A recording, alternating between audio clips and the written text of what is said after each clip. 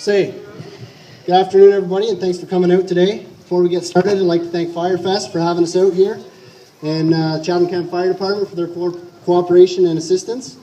I'd also like to thank CASA for letting us borrow their trailer to do this demonstration. The reason we're doing this demonstration is to show the need for fire sprinklers in homes.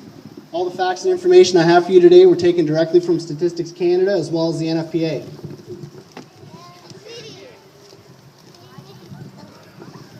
My name is Chris Logan, and before we light this trailer up, I'm going to explain the purpose of this demonstration.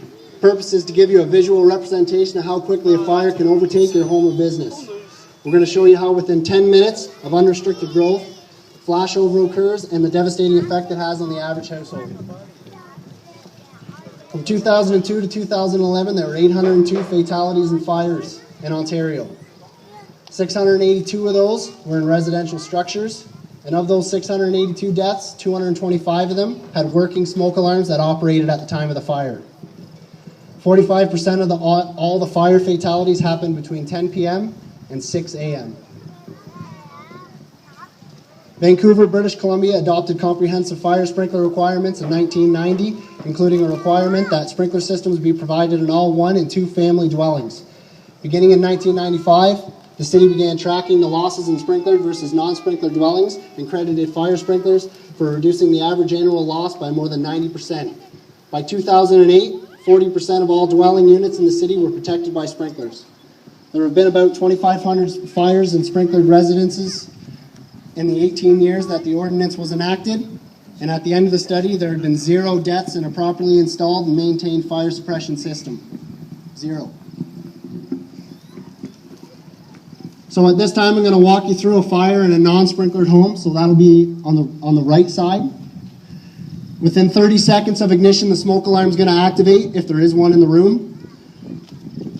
Around 3 minutes after ignition, the fire is discovered and the fire department is notified.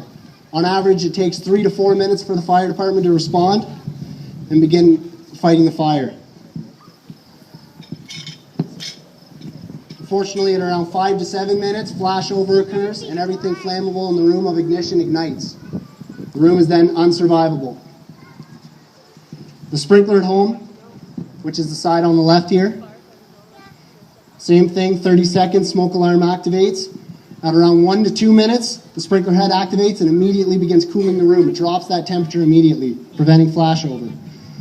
The fire sprinkler flow switch activates, automatically sends the fire department, okay? The fire department will still respond.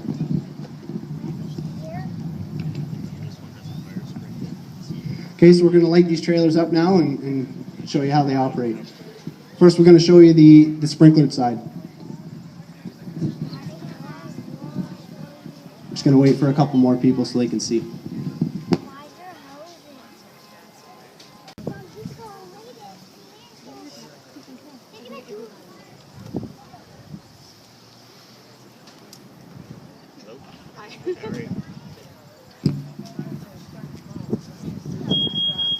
There's that smoke alarm.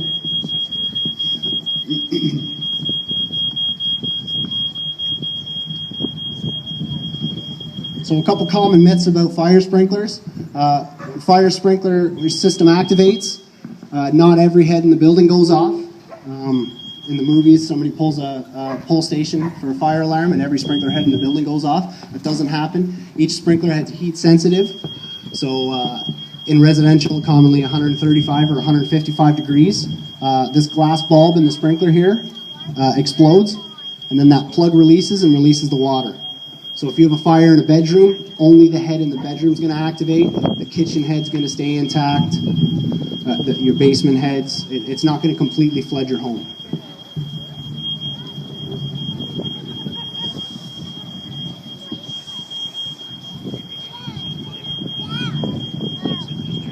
See that smoke that's coming off of that fire? It is a lot of smoke, but it still is up to 80% less than a non-sprinklered home. It's that smoke that's going to knock you down. It's going to prevent you from getting out of the house.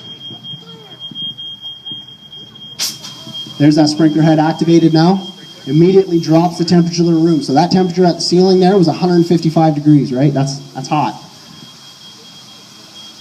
So now you can still see a little bit of flame in there, but it's the fire is no longer growing. It's cooled the room. no risk of flashover.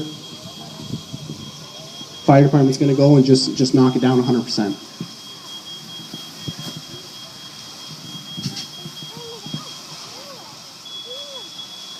Is that the other smoke alarm?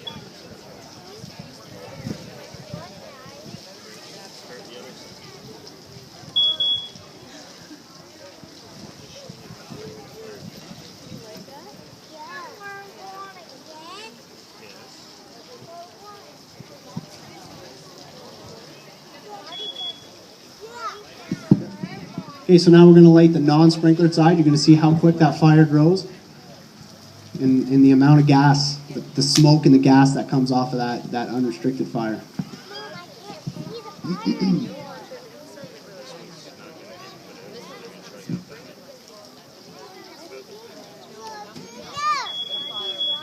Smoke alarm's activating there.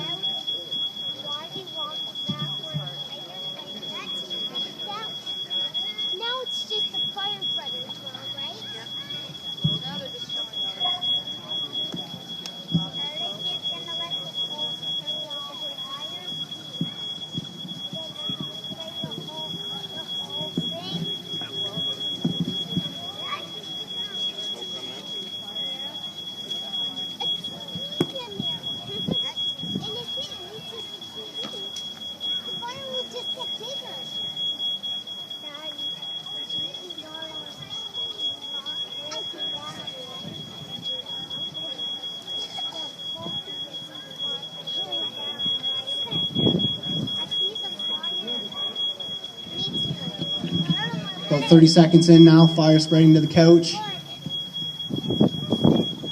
coffee table.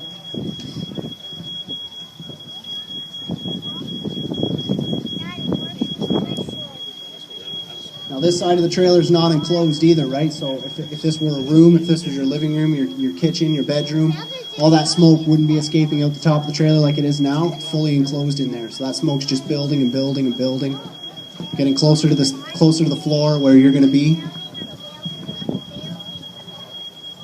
So we're probably getting close to about 400 degrees now in that room. That room's pretty close to being unsurvivable right now.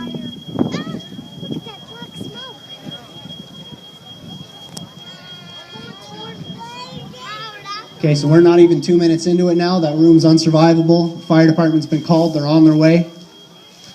They're going to knock it down now.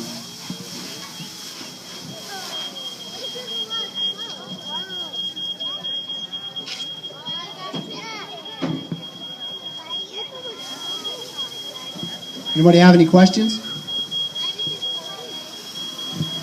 Thanks for coming out.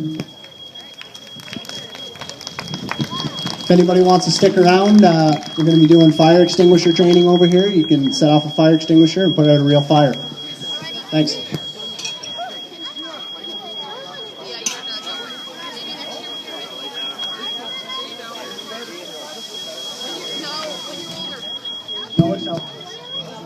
That's another thing, actually. Just so everybody's aware, there was no accelerant used, there was no gasoline. That was just paper and couches. We didn't use anything to push that fire any quicker.